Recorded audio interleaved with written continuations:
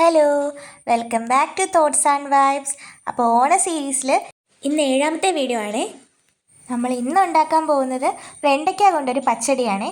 അപ്പോൾ എല്ലാവരും ഞാൻ കഴിഞ്ഞ ദിവസമായിട്ട് നമ്മുടെ സദ്യയുടെ റെസിപ്പി വീഡിയോസ് എല്ലാം കണ്ടു നോക്കണേ. ഓണം സീരീസ് പോലെ തന്നെ ഞാൻ വിഷുവിനും ഒരു സീരീസ് ആയിട്ട് ചെയ്തിട്ടുണ്ട് കേട്ടോ. അതിനകത്തും സദ്യയ്ക്ക് പറ്റിയ ഒരുപാട് കറികൾ ഞാൻ അപ്ലോഡ് ചെയ്തിട്ടുണ്ട്.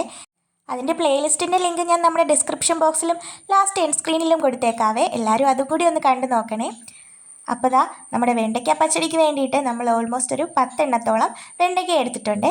അത് ഈ രീതിയിൽ റൗണ്ടായിട്ടൊന്ന് ചെറുതാക്കി കട്ട് ചെയ്തെടുക്കണം. പിന്നെ നമുക്ക് പച്ചടിക്ക് ആവശ്യത്തിന് പച്ചമുളക് എടുത്തിട്ടുണ്ട്. അത് നമ്മുടെ എരിവിൻ്റെ പ്രിഫറൻസ് അനുസരിച്ച് എടുക്കാം. ഇനി നമുക്ക് തേങ്ങയുടെ കൂട്ട് തയ്യാറാക്കാനായിട്ട് അരക്കപ്പ് തേങ്ങയും 2 ടീസ്പൂണോളം കടുകും നമ്മൾ എടുത്തിട്ടുണ്ട്.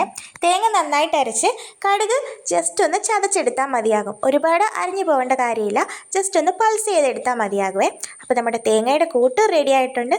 പിന്നെ നമുക്ക് വേണ്ടത് 1 കപ്പോളം നല്ല കട്ട തൈരാണ്. ഇത് നമ്മളിവിടെ വീട്ടിലുണ്ടാക്കിയ തൈരാണ്. ഇനി നമ്മൾ ഒരു കടായി അടുപ്പത്ത് വെച്ച് അതിലേക്ക് ആവശ്യത്തിന് എണ്ണ ഒഴിച്ച് കൊടുക്കുന്നുണ്ട്. ആ എണ്ണ ഒന്ന് ചൂടായി വരുമ്പം നമ്മൾ ഓൾറെഡി ചെറുതാക്കി കട്ട് ചെയ്ത് വെച്ചേക്കുന്ന നമ്മുടെ വെണ്ടയ്ക്ക അതിലേക്കിട്ട് നന്നായിട്ട് അതൊന്ന് വറുത്തെടുക്കണേ. നല്ല രീതിയിൽ നല്ല ക്രിസ്പി ആവുന്ന രീതിക്ക് നമുക്കതൊന്ന് വറുത്തെടുക്കണം. എങ്കിലേ നമ്മുടെ പച്ചടിക്ക് ടേസ്റ്റ് കൂടുകയുള്ളേ. നമ്മുടെ വിഷു സീരീസിൽ നമ്മൾ ഓൾറെഡി ഇഞ്ചിപ്പച്ചടിയും ബീട്രൂട്ട് പച്ചടിയും വീഡിയോ അപ്ലോഡ് ചെയ്തിട്ടുണ്ട്. എല്ലാവരും അതൊന്ന് കയറി കണ്ടു നോക്കണേ. അപ്പോൾ നമ്മുടെ വെണ്ടയ്ക്ക നന്നായിട്ട് ഫ്രൈ ആയി വന്നിട്ടുണ്ട്. ഇനി നമുക്കതൊന്ന് കോരി മാറ്റാം. ഇനി ആ പാനിലേക്ക് തന്നെ നമുക്ക് എരിവിനാവശ്യത്തിന് പച്ചമുളകും കൂടി ഇട്ട് അതും കൂടി ഒന്ന് ഫ്രൈ ചെയ്തെടുക്കാവേ. നമ്മളിവിടെ 4 പച്ചമുളകോളം എടുത്തിട്ടുണ്ട്. അതും കൂടി നന്നായിട്ട് ഫ്രൈ ചെയ്തെടുക്കണം. ഇതും ഫ്രൈ ആയി വന്നു കഴിഞ്ഞാൽ നമ്മൾ ഓൾറെഡി വറുത്ത് മാറ്റി വെച്ചേക്കുന്ന നമ്മുടെ വെണ്ടയ്ക്കായും നമുക്കിതിലേക്ക് ചേർത്ത് കൊടുക്കാവേ. നിങ്ങൾക്ക് വേണമെങ്കിൽ വെണ്ടയ്ക്കായുടെ ഒപ്പം തന്നെ പച്ചമുളകും കൂടി ഇട്ട് ഫ്രൈ ആക്കി എടുക്കാവുന്നതാണ്.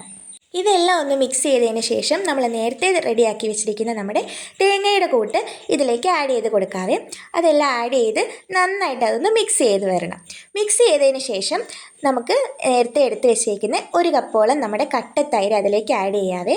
ആഡ് ചെയ്തിട്ട് നല്ല രീതിക്ക് മിക്സ് ചെയ്യണം. കൂടെ തന്നെ നമ്മൾ ആവശ്യത്തിന് ഉപ്പും ചേർത്തിട്ടുണ്ട്. ഇതെല്ലാം കൂടി ചേർത്ത് നന്നായിട്ട് മിക്സ് ചെയ്യണം. ആ തൈരിൻ്റെ ആ പുളിപ്പും ഉപ്പും എല്ലാം നമ്മുടെ ഫ്രൈ ചെയ്ത വെണ്ടയ്ക്കായിലേക്ക് ആവുന്ന രീതിക്ക് നമുക്കതൊന്ന് മിക്സ് ചെയ്തെടുക്കണം. ഇനി നമ്മളൊരു പാൻ അടുപ്പത്ത് വെച്ച് ചൂടാകുമ്പോൾ ആവശ്യത്തിന് എണ്ണ ഒഴിച്ച് കൊടുക്കുന്നുണ്ട്. എണ്ണ ഒന്ന് ചൂടായി വരുമ്പോൾ നമ്മൾ അതിലേക്ക് 1 ടീസ്പൂണോളം കടുക് ആഡ് ചെയ്യുന്നുണ്ട്.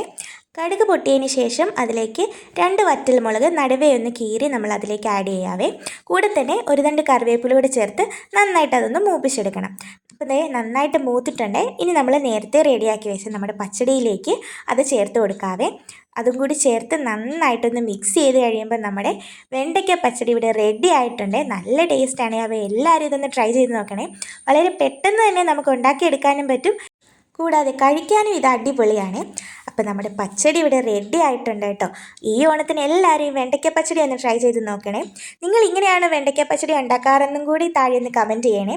നിങ്ങൾക്ക് ഈ വീഡിയോ ഇഷ്ടപ്പെട്ടാൽ ലൈക്ക് ചെയ്യാനും ഷെയർ ചെയ്യാനും സബ്സ്ക്രൈബ് ചെയ്യാനും മറക്കല്ലേ.